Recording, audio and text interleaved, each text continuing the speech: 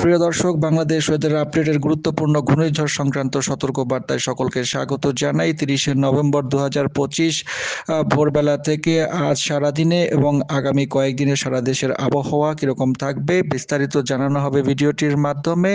ঘূর্ণিঝড় দিতোয়া কি অবস্থায় রয়েছে এবং আগামী 24 থেকে 48 ঘন্টার মধ্যে কি পরিস্থিতি তৈরি হবে বঙ্গোপসাগরে তা বিস্তারিত জানানো হবে ভিডিওটির মাধ্যমে, তাই শেষ পর্যন্ত দেখতে থাকুন। যদি আপনি চ্যানেলে নতুন হন অবশ্যই চ্যানেলটিকে সাবস্ক্রাইব করে রেখে দিন এবং আপনি কোথা থেকে দেখছেন তা অবশ্যই আমাদের কমেন্টের মাধ্যমে জানান।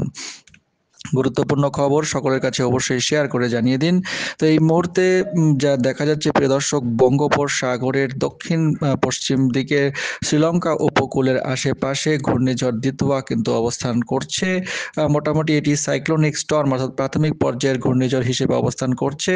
এর আশেপাশের দমকা হাওয়ার গতিবেগ প্রায় 90 কিলোমিটার প্রতি ঘন্টা বেগে বৃদ্ধি পাচ্ছে এবং যা পূর্বাভাসে অনেকটাই পরিবর্তন হয়েছে। গতকালের পূর্বাভাসে দেখা যাচ্ছিল এটি তামিলনাড়ু উপকূলে গিয়ে সরাসরি আঘাত করছে, কিন্তু আজ এর অনেকটাই পরিবর্তন দেখা যাচ্ছে। দিক পরিবর্তন করে এটি কিন্তু চেন্নাইয়ের আশেপাশে গিয়ে আঘাত করতে পারে এবং অন্ধ্রপ্রদেশ উপকূলে গিয়ে এটি সম্ভবত ধাক্কা দেবে অথবা এটি বঙ্গোপসাগরের ওপরেই অবস্থান করবে। তো আজ 30শে নভেম্বর ভোরবেলাতে দেখা যাচ্ছে এর অবস্থান চেন্নাই উপকূলের আশেপাশেই এটি দেখা যাচ্ছে এবং বাংলাদেশ উপকূল থেকে এটি প্রায় 1800 কিলোমিটার দূরে অবস্থান করছে। অর্থাৎ উপকূলবর্তী এলাকায় কোনো রকম সতর্কবার্তা সেরকমভাবে নেই, তবে একটি হুঁশিয়ারি সংকেত জারি করা হয়েছে সামুদ্রিক সতর্কবার্তায় আবহাওয়া দপ্তর থেকে।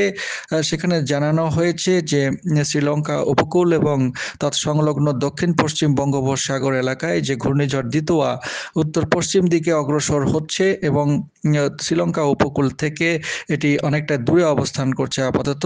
এবং আজ 30শে নভেম্বর সকালের মধ্যে যা দেখা যাচ্ছে এটি এই ঘূর্ণিঝড়টি 1830 কিলোমিটার দূরবর্তী স্থানে অবস্থান করছে চট্টগ্রাম সমুদ্র বন্দর থেকে এবং কক্সবাজার, মোংলা এবং পায়রা সমুদ্র বন্দর থেকে গড়ে 1700 থেকে 1800 কিলোমিটার দূরে অবস্থান করছে দক্ষিণ পশ্চিমে এবং এটি আরও উত্তর পশ্চিম দিকে অগ্রসর হওয়ার সম্ভাবনা রয়েছে আজ সারাদিনে। তবে এর চারিদিকে দমকা বাতাসের গতিবেগ সর্বোচ্চ 88 থেকে 90 কিলোমিটার পর্যন্ত বৃদ্ধি পাচ্ছে অলরেডি, যেটা বলা হলো, এবং ঘূর্ণিঝড় কেন্দ্রের নিকটবর্তী এলাকায় সাগর খুবই উত্তাল অবস্থায় রয়েছে। এই অবস্থায় চট্টগ্রাম, কক্সবাজার, মোংলা ও পায়রা সমুদ্র বন্দর সমূহকে 2 নম্বর দূরবর্তী হুঁশিয়ারি সংকেত দেখিয়ে যেতে বলা হয়েছে এবং সতর্কতা দেওয়া হয়েছে মাছ ধরার নৌকা ও ট্রলার সমূহকে পরবর্তী নির্দেশ না দেওয়া পর্যন্ত যেন তারা গভীর সমুদ্রে বিচরণ না করে। তো পরবর্তীতে আজ 30শে নভেম্বর আগামী 24 ঘন্টায় এর সিচুয়েশন যা দাঁড়াবে এটি মোটামুটি চেন্নাই উপকূলের আশেপাশে গিয়ে পৌঁছাবে এবং 65 থেকে 70 কিলোমিটার প্রতি ঘন্টা গড় গতিবেগ নিয়ে এটি চেন্নাই উপকূলের আশেপাশে অবস্থান করবে আজ দিনের শেষে এবং আগামীকাল 1 ডিসেম্বর এটি মোটামুটি ঘূর্ণিঝড়ের যে দশা সেখান থেকে কিছুটা দুর্বল হবে এবং দুর্বল হয়ে এটি রেমন্যান্ট হিসেবে অর্থাৎ লো প্রেশার হিসেবে অবস্থান করবে, তবে সেটি বঙ্গোপসাগরের ওপরেই অবস্থান করবে।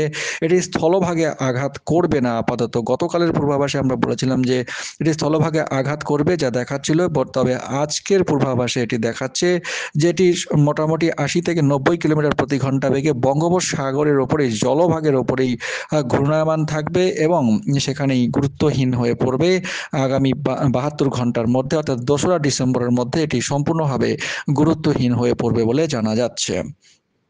তো এই ঘূর্ণিঝড়টির কারণে আবহাওয়া সংক্রান্ত কি কি পরিবর্তন আসতে পারে সেটা আমরা সরাসরি দেখে নেব।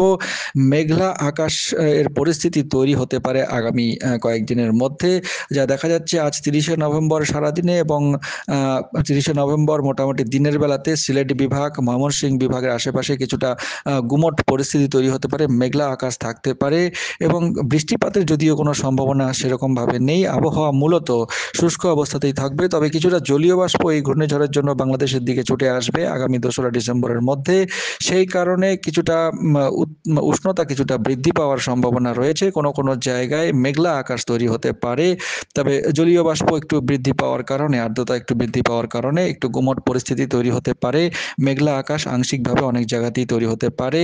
আগামীকাল 1 ডিসেম্বর এবং পরশু 2রা ডিসেম্বর এবং 3রা ডিসেম্বর পর্যন্ত খুলনা বিভাগ, ঢাকা বিভাগ এবং চট্টগ্রাম বিভাগ, সিলেট, ময়মনসিংহ বিভাগে হালকা মেঘলা আকাশ তৈরি হওয়ার সম্ভাবনা রয়েছে। তো দর্শক, আগামী কয়েকদিনে আবহাওয়া সংক্রান্ত এতটুকুই সতর্কবার্তা পাওয়া যাচ্ছে এবং ঘূর্ণিঝড় দ্বিতীয়ার যে পরিণতি সেটা মোটামুটি দেখা যাচ্ছে এটি বাংলাদেশে খুব বেশি প্রভাব বিস্তার করবে না। তো দর্শক, এই ছিল গুরুত্বপূর্ণ আবহাওয়ার খবর। চ্যানেলের সঙ্গে থাকুন, চ্যানেলটিকে সাবস্ক্রাইব করে রেখে দিন প্রতিদিন নিয়মিত এরকম খবর পাওয়ার জন্য। অনেক ধন্যবাদ।